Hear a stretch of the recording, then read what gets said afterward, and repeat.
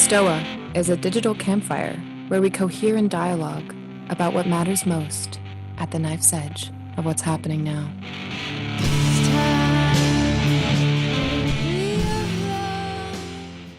All right, everyone, welcome back. If you're sitting in a room by yourself for a bit, that was because people were coming and going. So hopefully you found someone to talk to. So our guest was here and I accidentally gave him the wrong Zoom invite. So he was waiting patiently.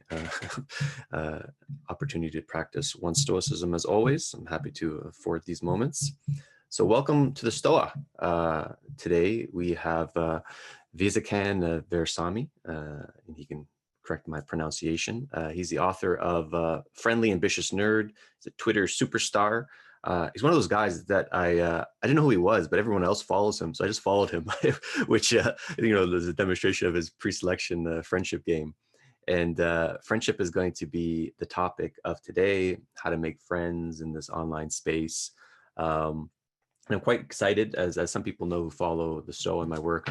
I was a trainer at Dale Carnegie, How to Win Friends, Influence People. I even have his golden book right in front of me, all his principles.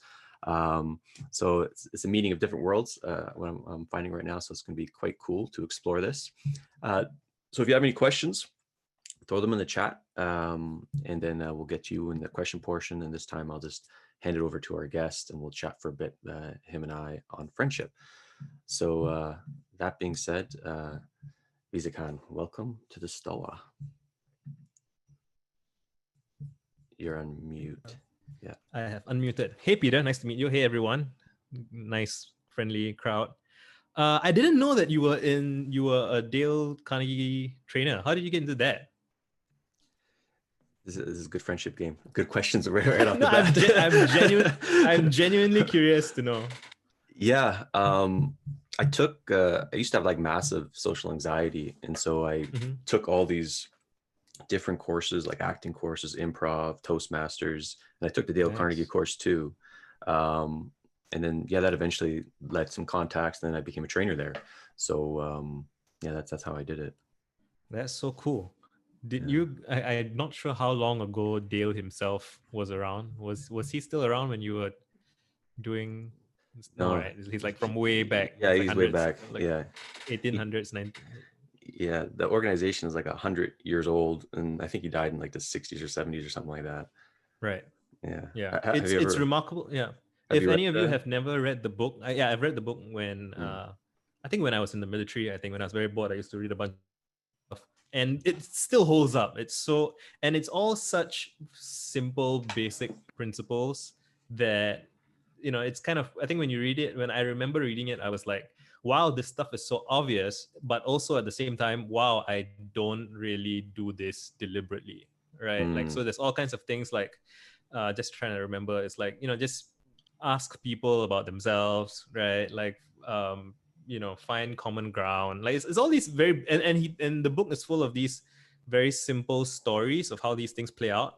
And it's just, like Nathan's saying, obvious things are always good reminders. Everything that is good always seems obvious in hindsight because the value becomes obvious. And so it's always interesting how much of the fundamentals of everything are obvious and yet not followed. And so it's a challenge to kind of reflect on the obvious and internalize it. Right.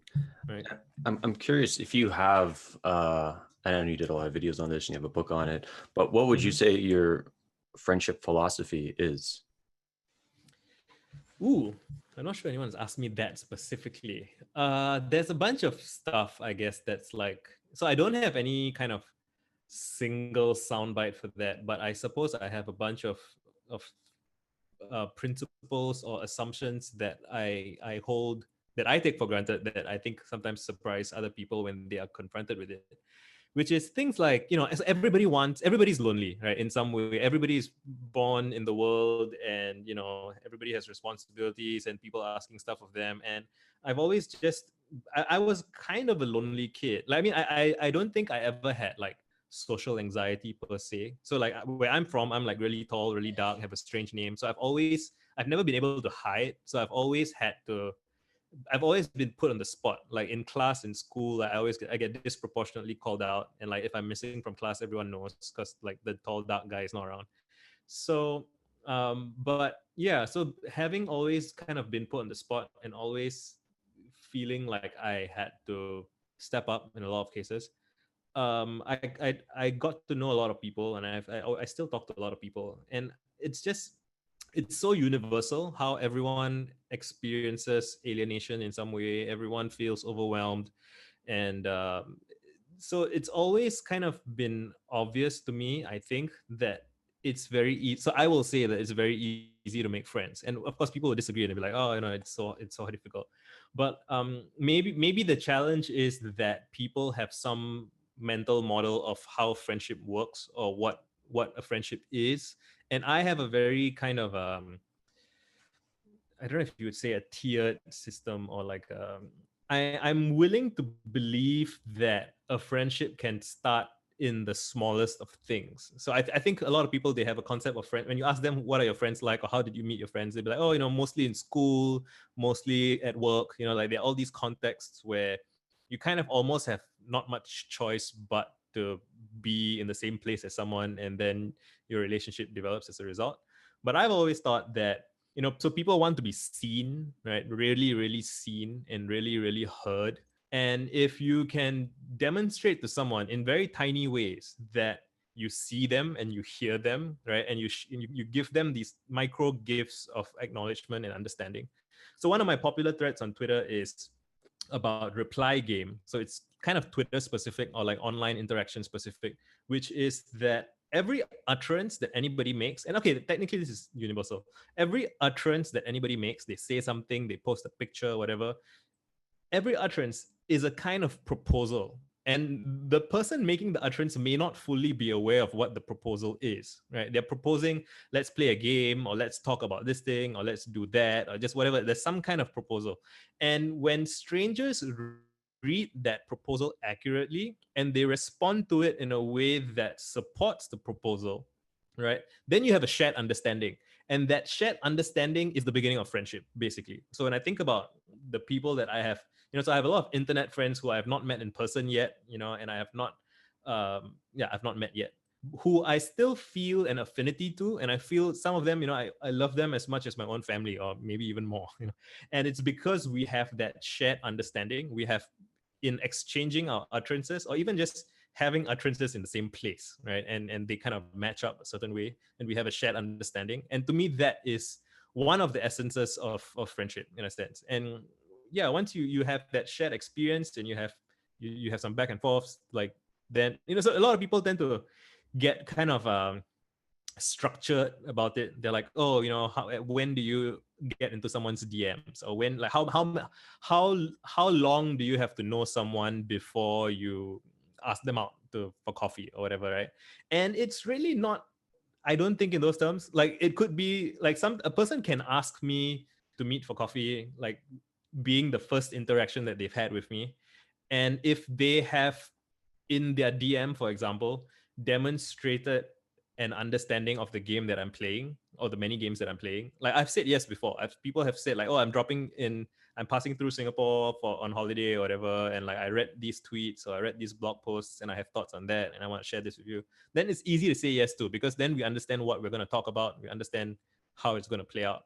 Whereas, sometimes I get DMs that's like, can I be your friend? And I have a whole video on YouTube about why that is a bad request to make of anyone.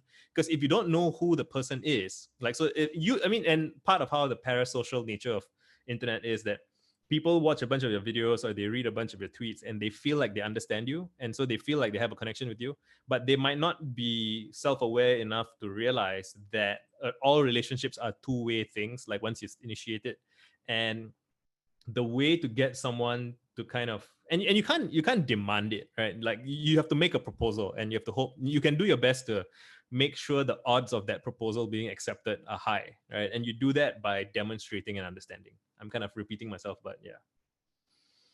There's so much. That was going to be my second question, by the way. Can you be my friend? Mm-hmm. But I'm not going to ask it anymore. So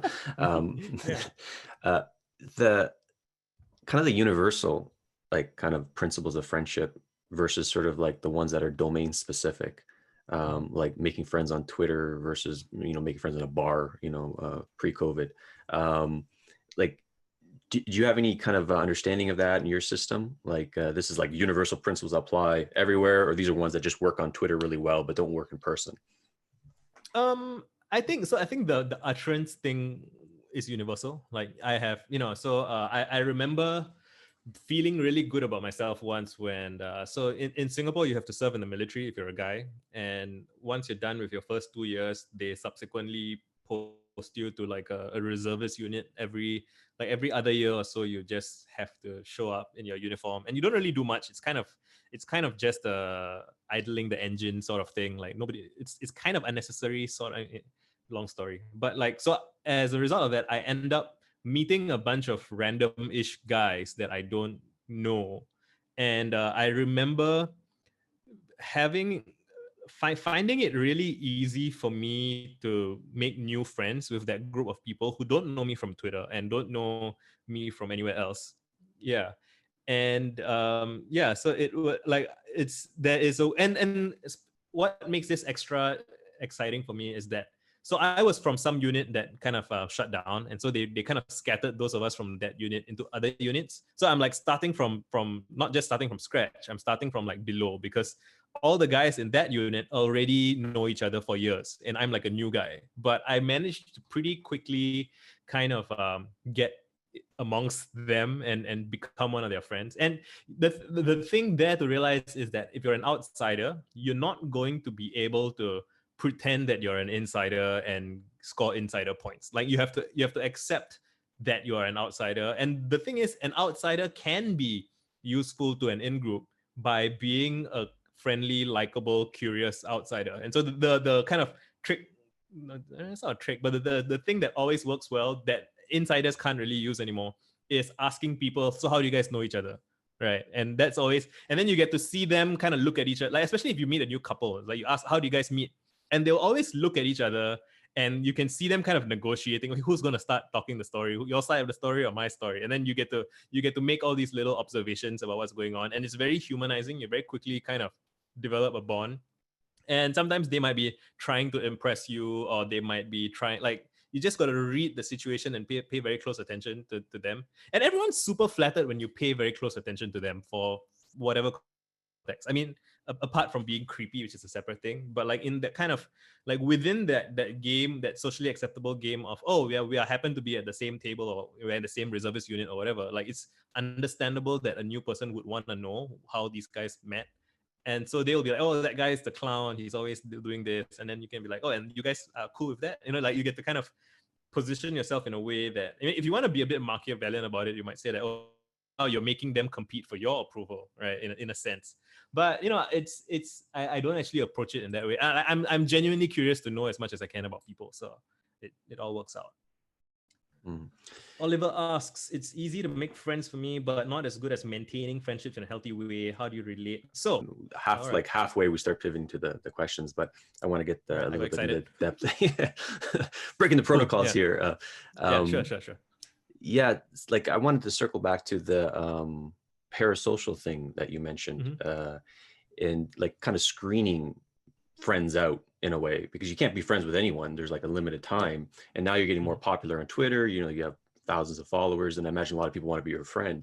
So, and this is something that I'm wrestling with too, this parasocial thing. So how are you managing that, becoming more popular in the internet, and then kind of saying no, especially if someone has a good friendship game and they're like, they're decent?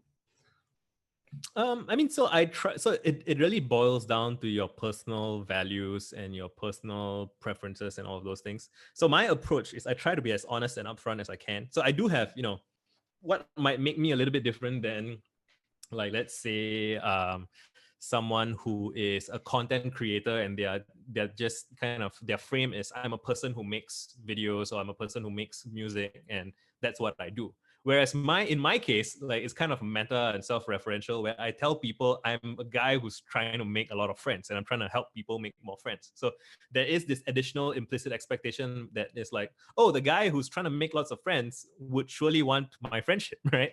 Which is often true, So it's not like I'm dishonest about that. But what I am honest about up front is that I am honestly a very scatterbrained person. I am very ADHD and kind of, even before I was popular or whatever you call that, like I wasn't excellent at kind of maintaining very high time preference relationships.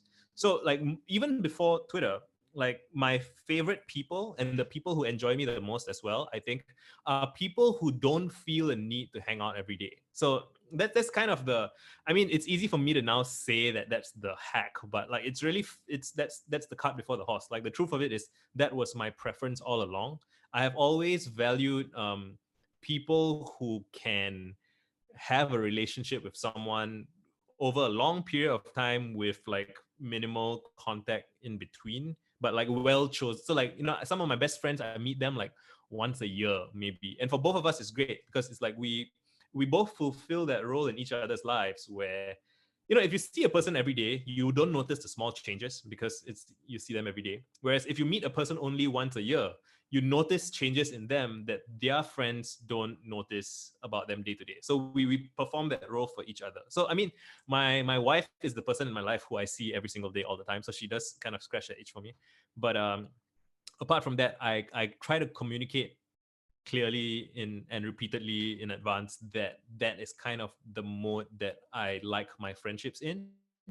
And yeah, so you have to define for yourself what kind of friendships you want. And if you want friendships where people are texting each other every day or meeting every couple of days or every week, then you have to put into it what you get out. I mean, as in the way that you structure or define that relationship, you have to be true to that. You can't want people to hang out with you every day or text you every day and then be flaky about that. Whereas if you're gonna be, so like I describe myself as a generally flaky person. Like I will, I'm like 150% and then 0%, and then like I'm kind of extreme.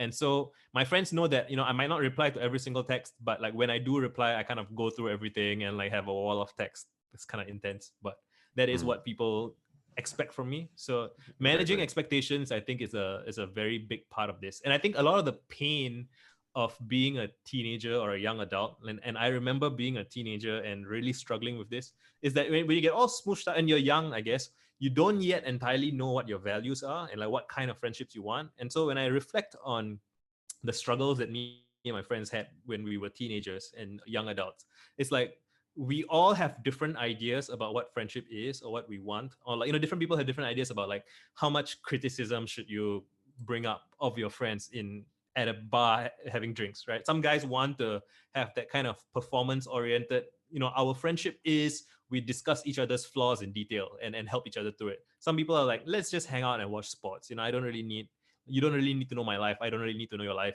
And if guys or girls, like the people, different groups have different dynamics or whatever.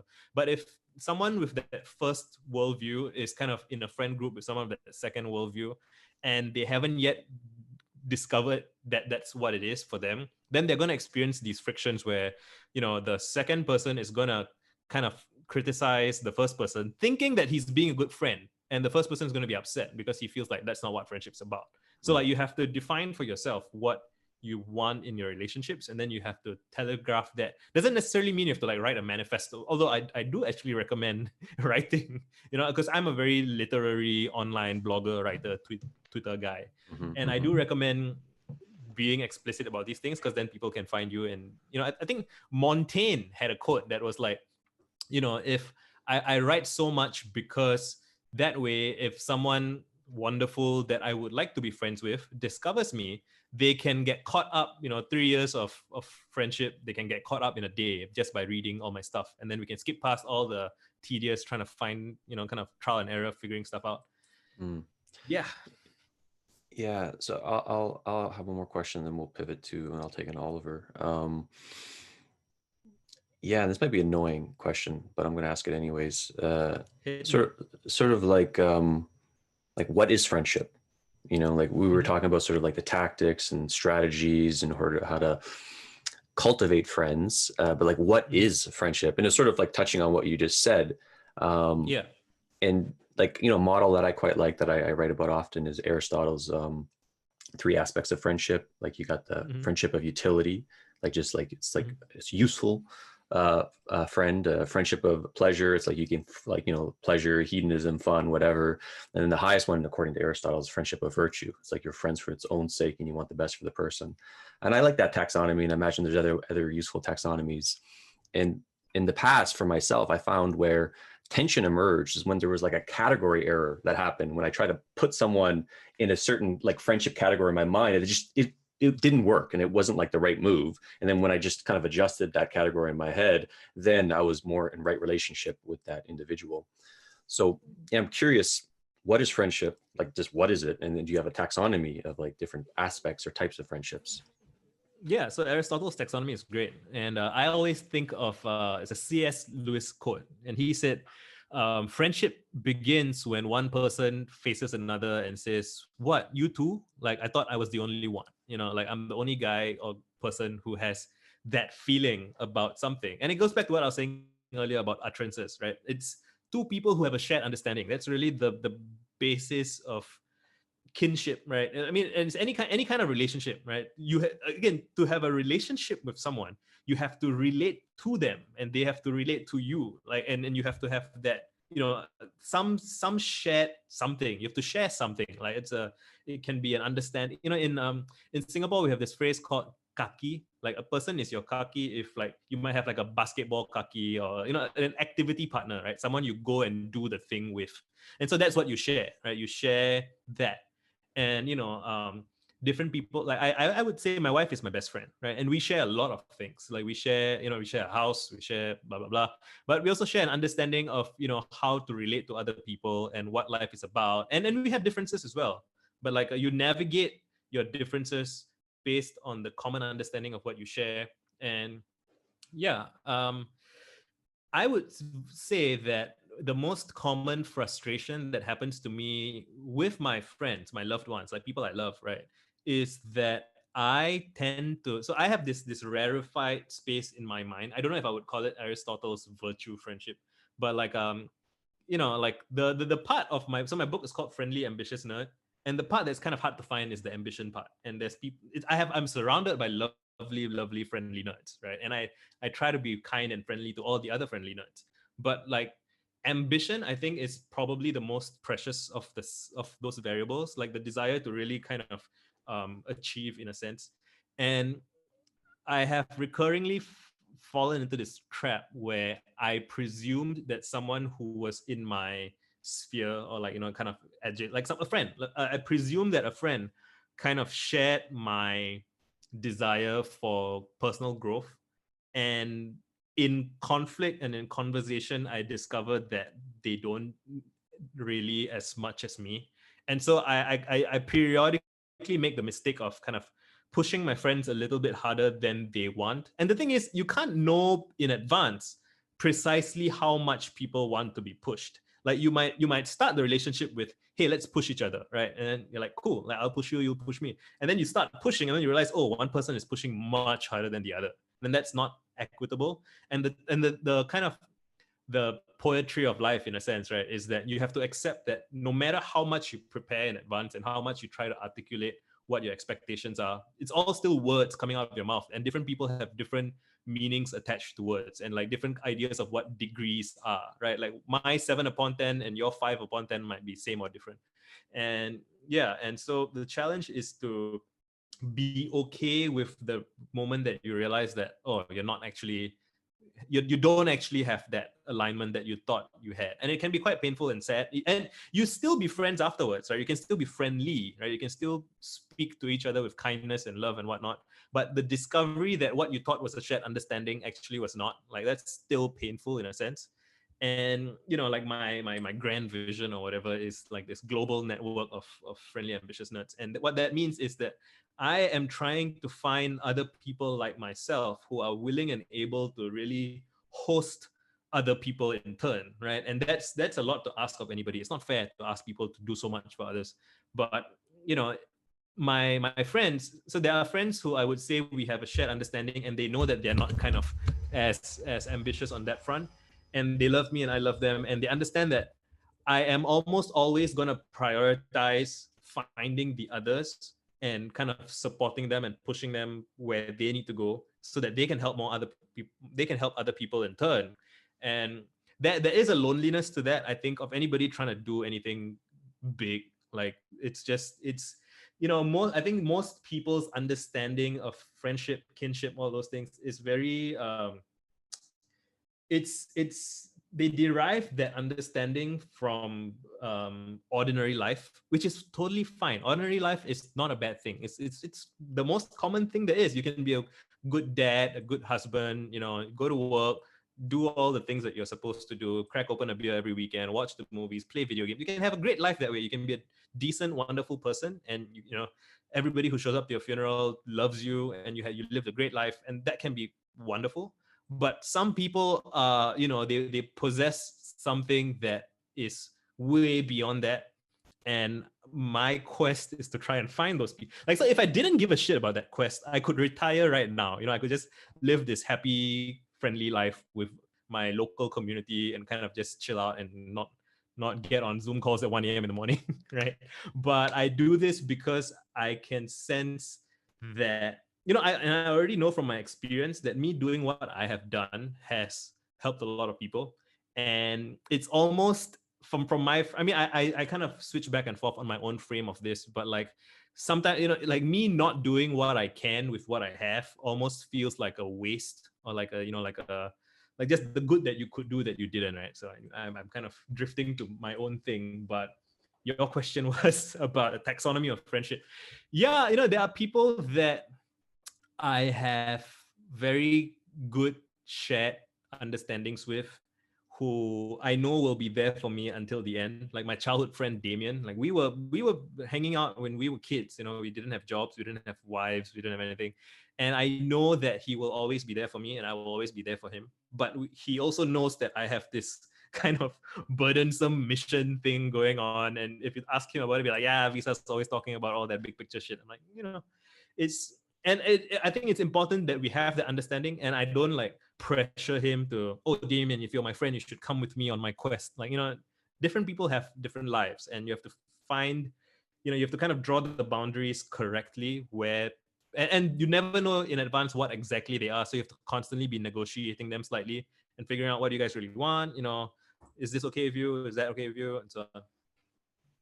Yeah, I relate with that. Sort of back to the thing you said about expectations and being flexible with your categories, because sometimes you're moving a place in life where that person is moving in an opposite direction, and so you're not maybe meant to run parallel in that moment of time.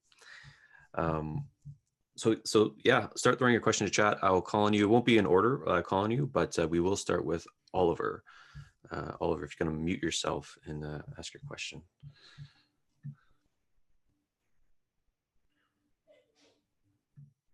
Oliver, you there? Oh, yeah. Sorry about that. I'm trying to find my original question. So sorry, this is a bit off, but basically, Visakan, I'm curious about how you relate to Dunbar's number, because I personally am decent at making a lot of friends, but not as good as actually developing them into full and real friendships and then maintaining those friendships over time. So I'd love to, hear if you have any strategy or just how you relate to it from like a sense of, right relationship.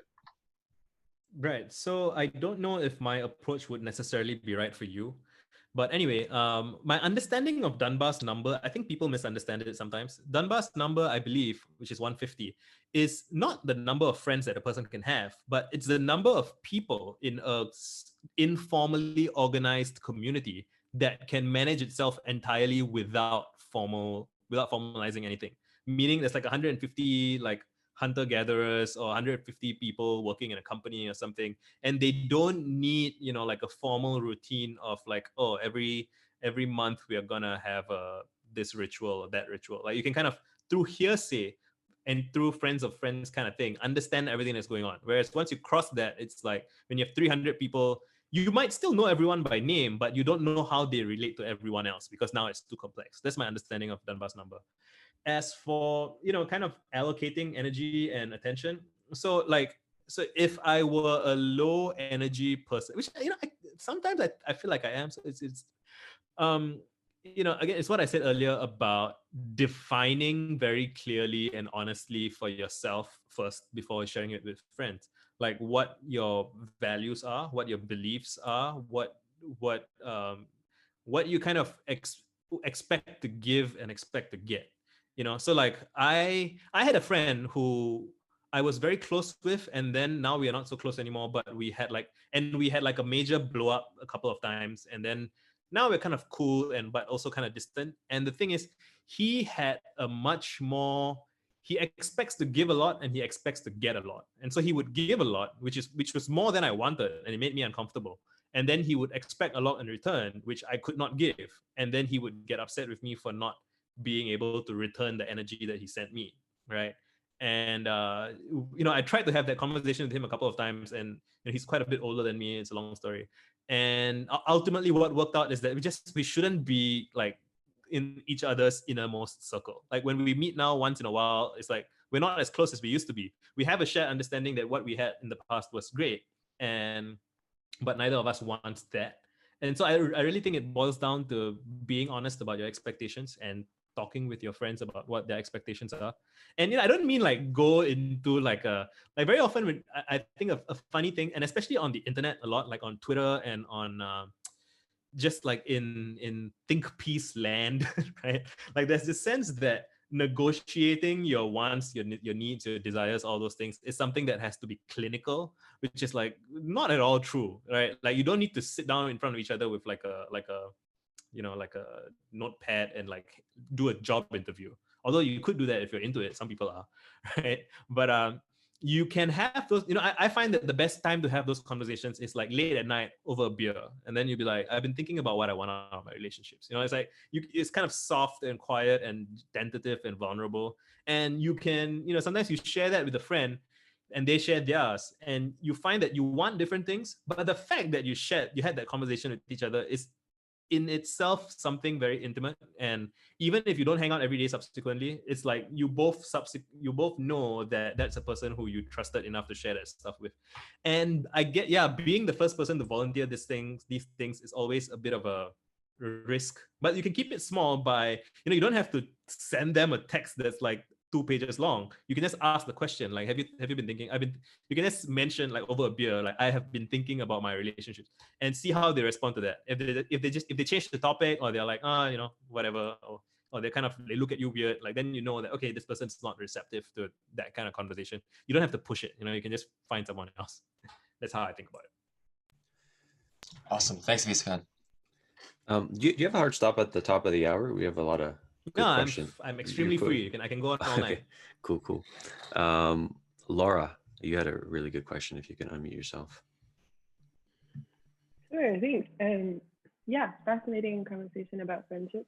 I was just wondering, how do you navigate friendships where there is a kind of philosophical or spiritual chemistry that kind of, it's like exciting, people feel open and inspired, and it almost has the quality of like, if it were in another reality, something romantic could, potentially fall out of that, but like not in this reality, right? So how do you kind of find the appropriate boundaries, and then how do you share that with your partner, who might feel jealous or kind of concerned? Yeah, so this is also a thing that, it depends on where you are in what stage of a relationship you're in and so on. So my wife and I met when we were children, like in school, and then we dated from 14 to 17. And when I was 17, I discovered rock music, and I wanted to play in a band, and I wanted to be a rock star. And when you play in a band, there are like lots of girls and lots of everything.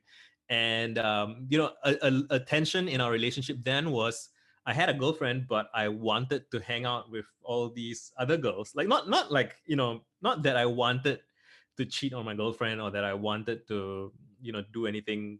And well, I'm revising the history now when I tell the story. It was murky, right? Like, we're 17-year-olds, we don't know what we're doing, but she was not comfortable with that, and it was entirely within her right to be uncomfortable with that. And we fought about it a few times. And looking back, if it would be so interesting if the two of us could kind of ghost on that conversation that we had when we were 17, because it's like, there are all these tells and all these little details that you don't realize when you're younger or you're less enlightened and whatnot.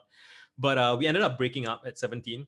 And then we spent 2 years very unhappy, and like we tried dating other people, it didn't work out. Like both of us were doing horribly in our other relationships. I was really needy, and that didn't work out for anyone.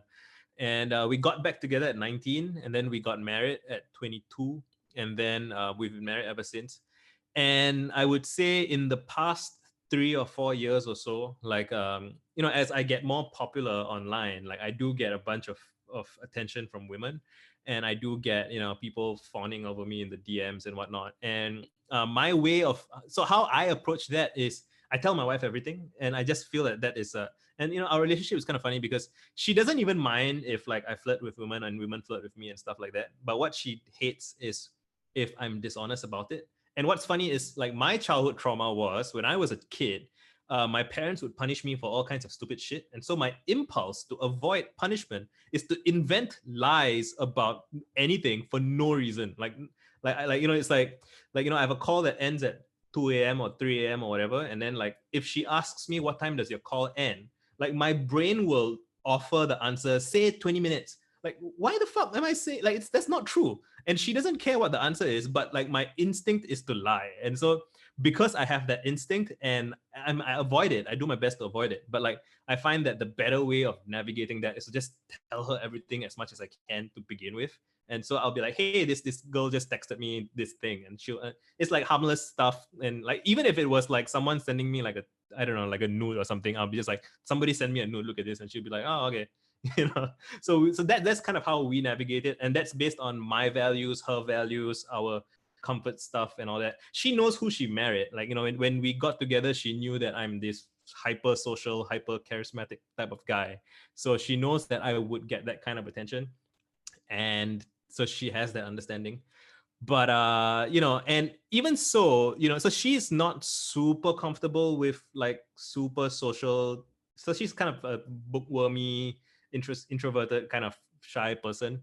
And I don't know if so we are very happily married, but we married really young. So I don't know if I were, if let's say she got abducted by aliens or something, she vanished or died or something, I don't know if what I would look for in a subsequent romantic partner. I think understanding the position that I'm in, I would want someone who understands that as well, and not just understands it. So my wife understands it very well, but I think I would seek someone who thrives on that energy, so that it doesn't feel like, like if I stay up too late with my friends, it's like I'm kind of like, making her feel alienated or isolated. Like I would prefer like, but in every relationship, you get together with someone like that, and then you discover that there's this whole new angle to your relationship that you had not considered at all, where now, while you're both thriving in this social domain, there might be some other domain that you had not considered, where now what you're doing is upsetting and frustrating to them. I think any relationship with anybody, if you go on long enough, eventually you run through all of the things that you're good at together, all the things that you like together, and you will find something in, even if you could clone yourself and be in a relationship with yourself, which we all are technically inside our own heads, we all find something about ourselves that frustrates us, right? And we have to navigate that. So it's like, there's no magic answer where there's like there's no magic being that you can be in a relationship with and nothing bad ever happens. But so it's about how you manage and navigate that conflict. And I think the core principles are you have to be really honest about it.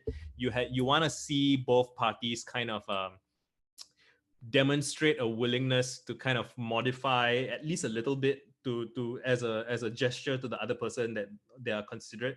Because I do hear from people where one person is doing all the accommodation and all the readjustment or whatever to accommodate the other person. And that's not fair, it's not healthy, it's not sustainable. Yeah, I hope that answered your question. Could I just do a follow-up really quick? And what about with the person that you feel deeply connected with? How do you establish boundaries with them? And so every time I meet anybody, I like very quickly announce that I have a wife. And I tweet so much that everyone who sees me on Twitter, they know that I'm married. And sometimes that doesn't deter people; they just flirt anyway. And I do think sometimes women are flirtier with me because they know that I'm married, and so they know that I wouldn't they know that it's kind of safe. Like they can send me stuff or whatever, and I'm not gonna respond. I don't know. I don't know what I can't read their minds, but again, I try to emphasize what my situation is, what my values and priorities are, and I think they respect that for the most part. Cool. All right. Eloy, you had a cool question about the shadow, if you can ask it. You're on mute. Oh, I muted you by accident. All right. Yeah. So the question was, how, do you have any tips for dealing with our shadows in friendships, like individually, and maybe even there's a collective shadow in the relationship?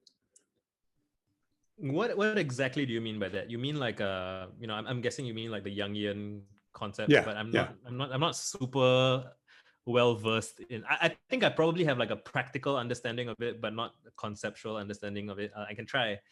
So first, let me try and verbalize my understanding of what I think the shadow is, and you let me know if that's consistent. It's like I mean, it's the part of you that is kind of the inverse of what you are framing, right? So like for me, since my front is friendly, ambitious nerd, like this very cheerful, cheery, whatever, my shadow would be anger, rage, right? That kind of like those things when it's not expressed, and it's kind of, and it's funny. I joked on Twitter a while back. I was like, hey, Twitter, help psychoanalyze me. Like, why do I love angry, grumpy women so much? That's what like my wife is, and like a lot of my favorite female friends are. And I was kind of joking around, but it's like I was hoping for a good answer, and people flawed me. They were like, oh, it must be that when you were growing up, you didn't feel comfortable expressing anger or rage. And so, being close to women who do that, they kind of express it on your behalf. I'm like, holy fuck, that's yeah, I was not prepared for that, to be seen that deeply, right? And yeah, so me and my wife do have that understanding. And so she like, it's like, why do introverts and extroverts, like, why do they marry each other instead of their own, right? So at some level, my wife uses me as her window to the world, right? She doesn't like hanging out with people, but she's a human being with social needs, and so she gets the bulk of the value of that through me. And I get to, I feel like where I'm from in my country as a big brown man, like if I'm angry, like the reaction that I get to that is much more disproportionate, whereas she gets to be angry more easily than me, and I get to live through her. So that's an example of how I think like our personal shadows kind of work out well with each other. But I don't think that's quite what you're asking. I think what you're asking is more of like, what is like your shared shadow, right? With if any, like, so two people who have something in common, they would also have a shadow in common, right? And in a broader community or an in-group, let me think about this one. I think so. A thing that me and my wife probably both don't do. So we are both so we once did like a bunch of personality quizzes and stuff, and it's like for most things, like if I'm spiky, she's not, like, if like tradition and modernity and like openness and all those things, we kind of are on the opposites of most things. But there was one thing that we were both of us were very low on, and I think it was something to do with like it might be time preference, it might be if I remember it correctly, it's like, so we are both kind of not very physically present. And so, and it is a thing that like both of our families kind of mention about us. Like, we are both recluses. We both kind of hole up in our houses. And for me, I'm on the internet, and she's like, we can both kind of not see people for a very long time if we're left to our own devices. And we can both kind of like go into our own worlds and be very insulated and not kind of interface with the world. Like, so normally if on most fronts, right, if you have a partner who's different than you can rely on them to kind of pull you out of your, if you're spending too much time doing something, they'll be like, hey, it's time to go and do that. And then you're like, okay, I used you as my, but like, we both sleep really late, so we both like that's that kind of thing. And how do you navigate that? I think the thing, so I don't believe in like willpower based solutions, because I don't have any. I don't believe, I always believe in like trying to find something else, someone else, some external thing that's different. So my advice to myself and my wife as a marriage counselor would be to have a close friend who is the opposite of us in that regard. And we do have, so our friend Damien that I mentioned earlier, the guy who's like my chill friend who's whatever, but he is much more kind of like outgoing and conventionally sociable in that, you know, let's organize dinner and invite a bunch of friends, that kind of thing. So I think that's my approach. I think rather than try to personally confront your demon entirely on your own. Your demon, I said demon. So there's a Freudian thing there.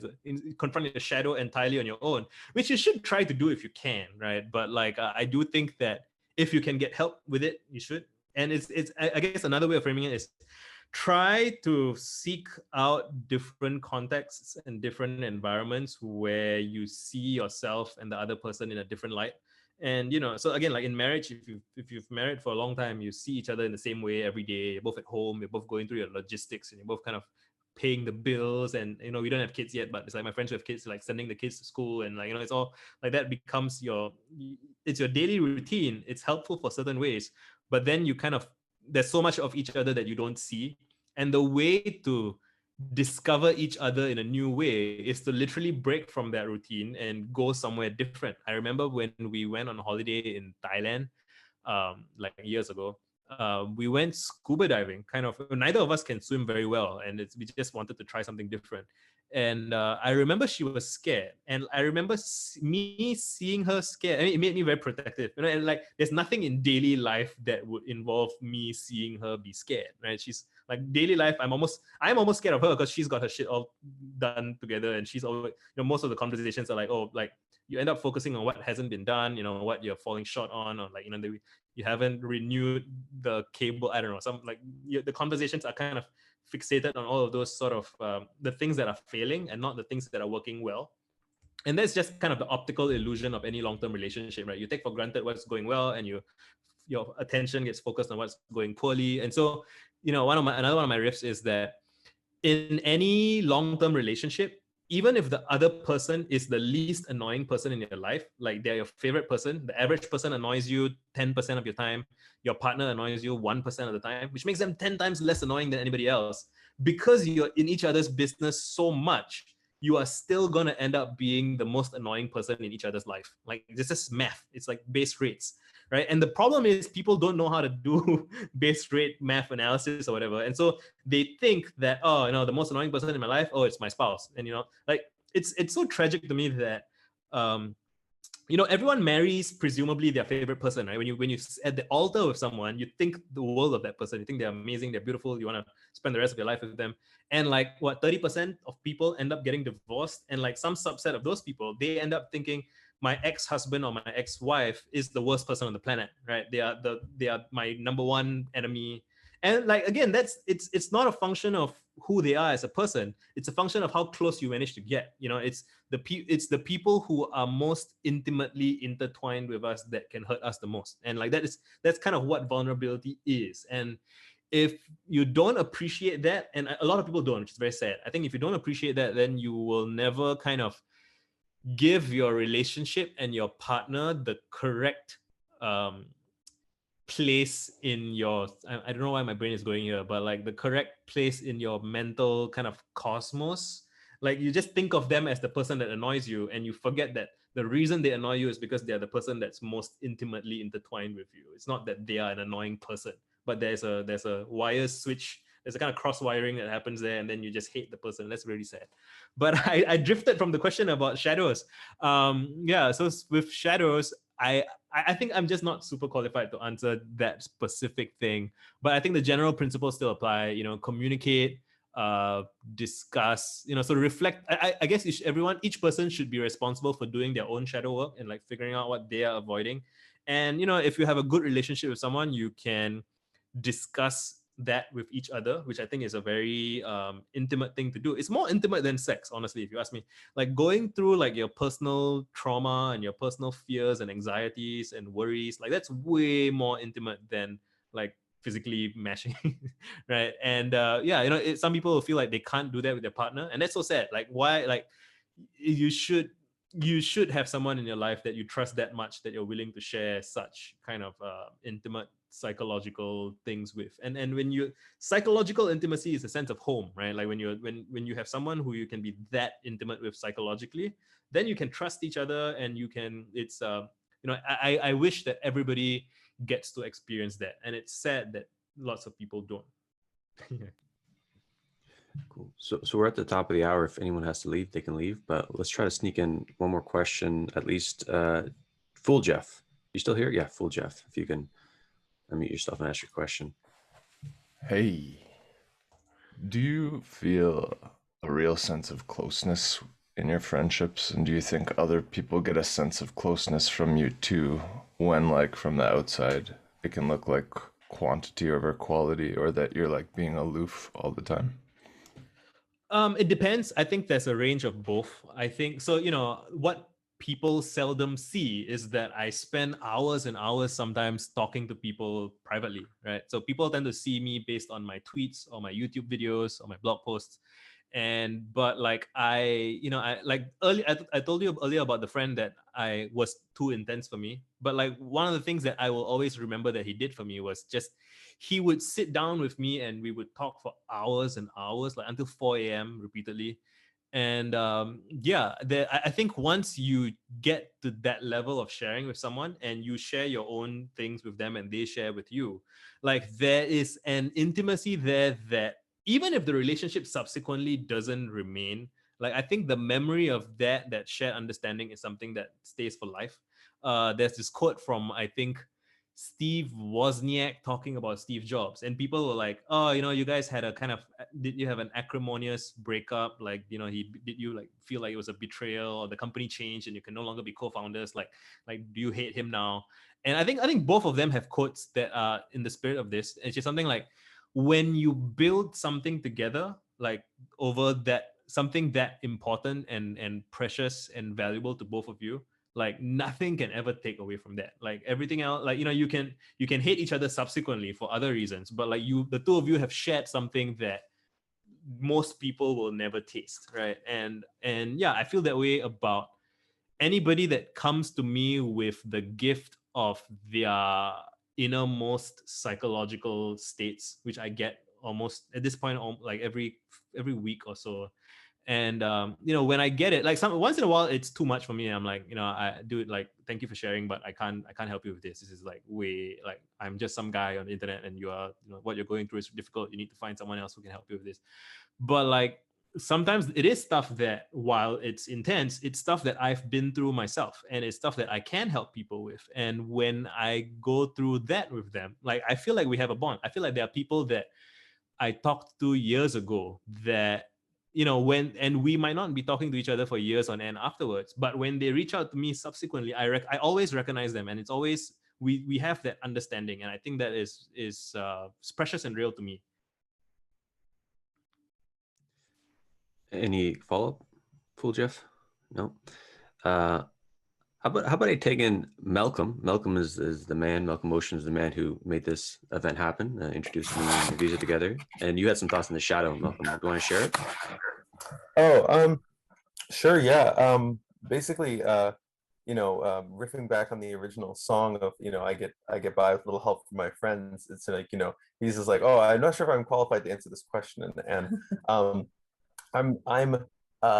there's certainly layers of this question I'm not qualified to answer, but I have been staring at precisely the question of how do people effectively give and receive feedback about things like shadow and blind spots, given that the only default reaction anyone can possibly have when you try to point at their blind spot is, what? Because yeah. you're literally pointing at the place that they are studiously avoiding looking.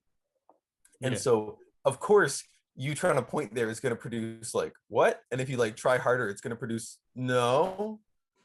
And so there's this weird tension where it's like, you need other people to point at your blind spots because you can't see them yourself.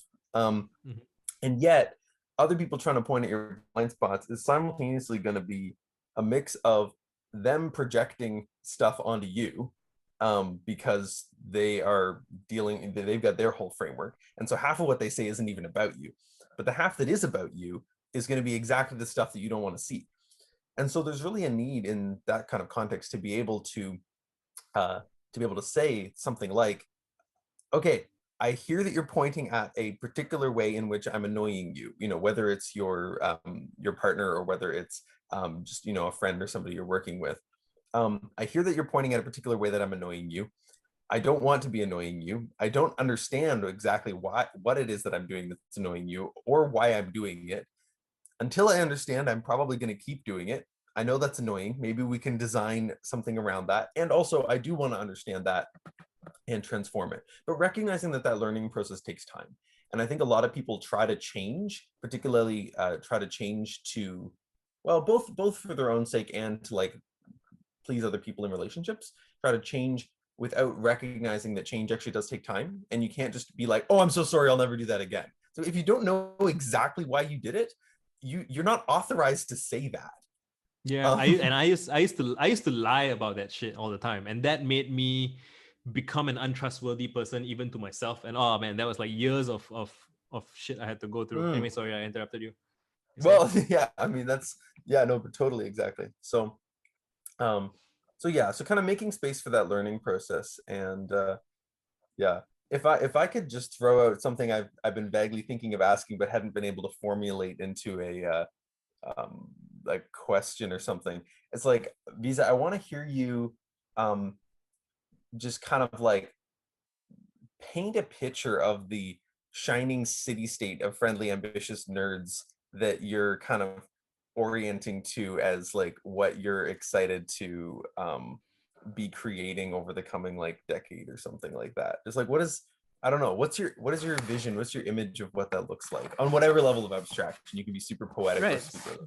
So I wouldn't even think of it as a single city, and I think it's almost like the people who are like me. I think very often they're quite nomadic. Like they never quite linger in one place for way too long, because it's like, you want to see more of the world. You want to know how you might be wrong. You want to know what it's like in the next city, right? So it's more of like this roving gang of troubleshooty. And even like, so a lot of people know me from Twitter, and I'm starting to feel like I've spent too much time on Twitter, and I feel like now I got to go to YouTube and discover this whole new scene of people who never spend any time on Twitter, and are gonna like, I'm gonna discover that there's this whole group of people that I don't know about, and then I'm gonna end up getting ensnared in their in-group politics, whatever that is, and then I'm gonna be. So I could do that for some time, but like yeah, I would like it that, I mean, think about, I guess in a way, maybe like the Christian religion sort of kind of did something, and I mean Islam as well, like all the major theological religions, right? Like theological religions, the major religions, right? You can kind of, if you are a member of one of those groups, you can go to any city in the world and find other people who are also from those groups, and you can go and hang out in their houses of worship. You can, people will accept you, talk to you, treat you, and not just for religions. I have friends who, I have one friend who does parkour, like wall running and stuff, and there's a global network of parkour people who host each other at their homes when they're visiting, and they go wall running together. And same for like Argentinian tango, which is like an international network of, if you do Argentinian tango in Argentina, you can go to London, and there's like Argentinian tango people in London who will host you and make friends, and there's like Facebook groups and all of those things. And what I'm looking to try and do is to help people who participate in all of these groups to become more mindful of the incredibly important role they play in society, in their own friend groups, but also in just the big writhing mass of humanity, which is that like, it's kind of like we are the roots holding the plant in the soil, right? And like, without human networks, like, then you get rootless, and then you get people get swept up in conspiracy theories, and I'm not saying that the theories are bad. It's just people become more susceptible to influence, right? And so it's really like if you look up all of the things that make up a cult, right? Like all the warning signs, and I try to invert each of those things. So one of the things about a cult is like, they will tell you that the cult is now your life, and everyone outside the cult is lying to you and bad and wrong, and they don't know the truth, and they are trying to control you. And whereas my thing is like, you should absolutely not be spending too much of your time here. You should be spending most of your time hanging out with your other friends and your family and all those. And then you kind of invert each of that, and so you have like these anti. I mean, it's hard to, and maybe it's something I'm going to figure out more in the coming years. But it's really about giving people the skills they need and the perspectives and frames they need to walk into any context in their life and see the groups that are this, and see, and so maybe another there should be a simpler way of talking about this. Like, how about just think about it as like, what if 1 in 100 people were really good dinner party hosts, right? And so every kind of neighborhood, there's at least a couple of people hosting fantastic dinner parties for everyone in the community to come and join and hang out and get to know each other. And they are like these human switchboards for information in the rest of the community. And it doesn't need to be, so it doesn't need to be of any particular, I don't know, stripe of. In fact, I would prefer if there was a diversity in how these things are. I would much prefer that, at one random group, you have someone who's a skateboarder, someone else who's a chef, someone else who's like, it should all be different. Like, it shouldn't all be the same thing, because then you just get that fragility that comes with everyone kind of aligned in the same direction. So the bigger thing is just getting each person to consider how they can be a node in their social graph that functions a little bit more of a host role, a little bit more of a switchboard role. And when we have that kind of 100 million great community managers can, help us solve the big problems of coordination that we struggle with, right? So it's kind of how I think about it. I don't know if that doesn't really answer your question, but. So I was thinking for the last maybe 10 minutes, we can just like let the protocols, the standard Q&A protocols fade and hand it over to you. And do you have any questions for, the fine minds here at the Stoa? Do I have any questions? How does this compare to what you guys normally see in a Stoa meeting, Stoa chat? Yeah, it's within the norm. You're a little bit of a wild guest, jumping all over the place. But it's, and I mean that in a good way. But yeah, it's pretty standard. We haven't talked much about friendship though. So we talk this. It's about like even though we're in sort of a community here. So this is kind of a new subject matter. Yeah, I think it's one of those things where I don't recommend excessively making it a thing. One of my talking points is that and from my frame of reference, it's a Western problem, sort of, or Western affliction, or it's pros and cons probably, but like there is this tendency to make things become a thing, like capital A, capital T. Like Indian dudes have been doing yoga in India for thousands of years, and they never made it a thing. It's just a thing that you do, like it's part of your life. Like you wake up in the morning, you salute the sun or whatever, you go about your day. But then, you have people who are like, oh my God, that's a thing. Like we got to make yoga studios and schools and we got to have these, I don't know, progressive challenges. And it's just this idea that any object or idea or framework or something has to kind of become central to your, I'm thinking theology, your ontology, your epistemology, I don't know, whatever. It just becomes this central thing around which you arrange your life. And the problem with making any one thing a thing, like capital T thing, is that everything kind of breaks at the seams. Everything kind of nothing is perfect, nothing is all complete and whatnot.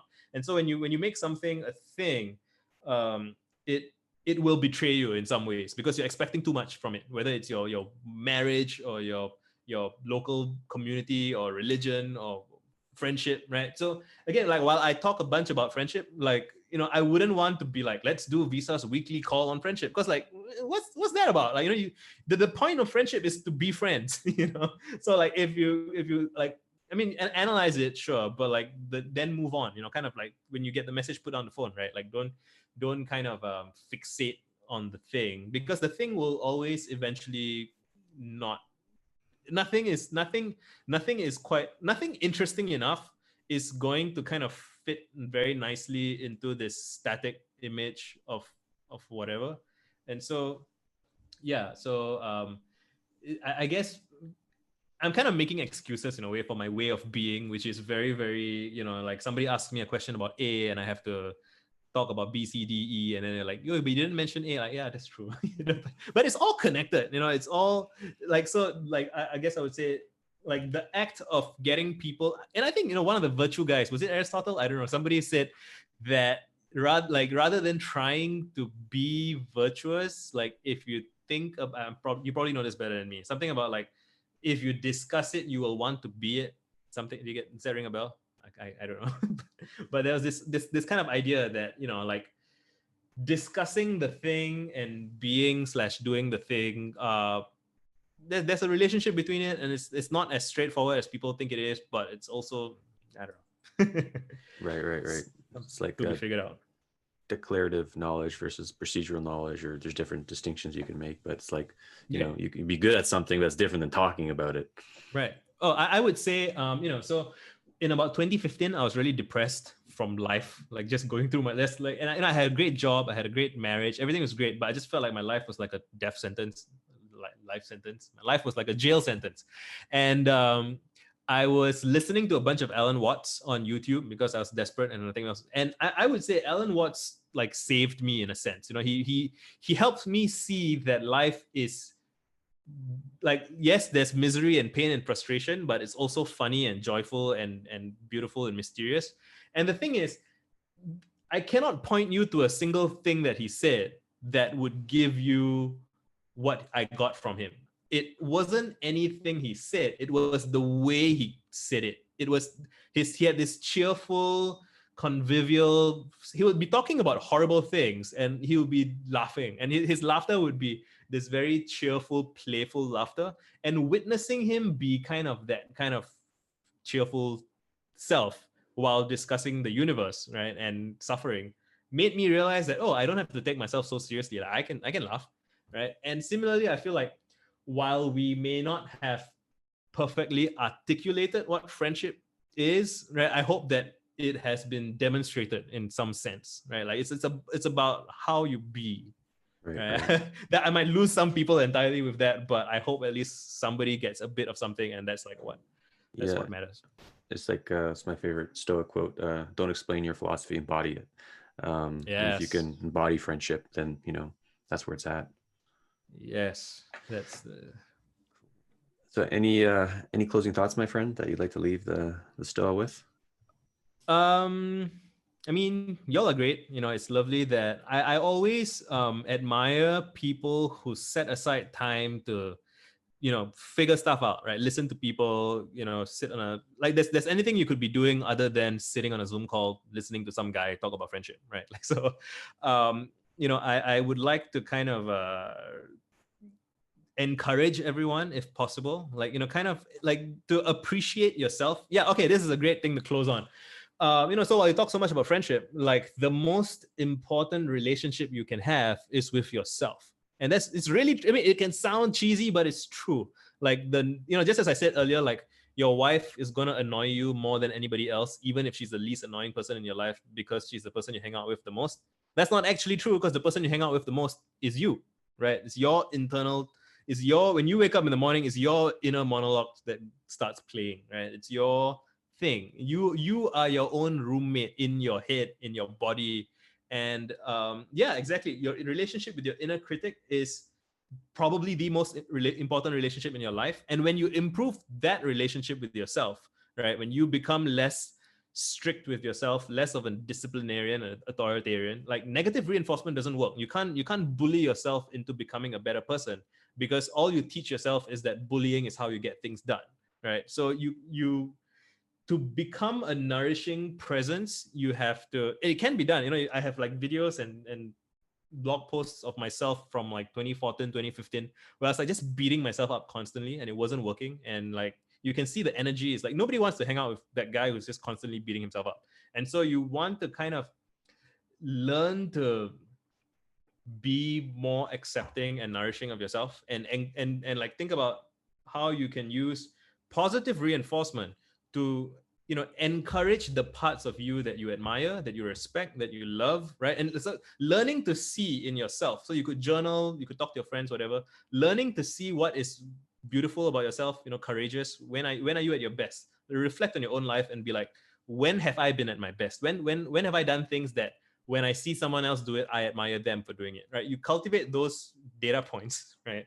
And then you kind of bring them together and you reflect on it, and you feast on your life in a sense, right? And then like that's not your whole life. Like everyone is both good and bad. Everyone has their good days and bad days and whatever. I'm not saying like ignore your bad days, but like the mind is wired, just as we are wired to kind of fixate on like negative social criticism, like that applies inwards as well. We tend to over fixate on all the bad shit. And so I'm not saying ignore the bad shit, but like consider how you can encourage and kind of support the good stuff. And then when you do more of that for yourself, I found in my experience, and like in a lot of conversations that I've had with a lot of people over the years who have tried the same thing themselves, that when they do that, it comes through somehow, like through yourself, into your utterances and into the way you conduct yourself, and other people feel that, other people see it, and they are drawn to you, and then like that can become this whole virtuous cycle. So yeah, self-friendship. It's a good note to end on. So I'll make some closing announcements in a moment, but Visa, thank you so much for coming to the Stoa. Malcolm, thanks for arranging this. That was fun. So upcoming events today, we have 2 of them today. AJ Bond, our shame educator, this is the very last shame breakthrough boot camp. It's at 6 p.m. Eastern time. AJ was going like every single day, or every single week, I should say, a workshop on shame since the Stoa started, really. So this is quite a run. So if you can make it, let's give him a good farewell. And Corey Hess on Zen embodiment is later today.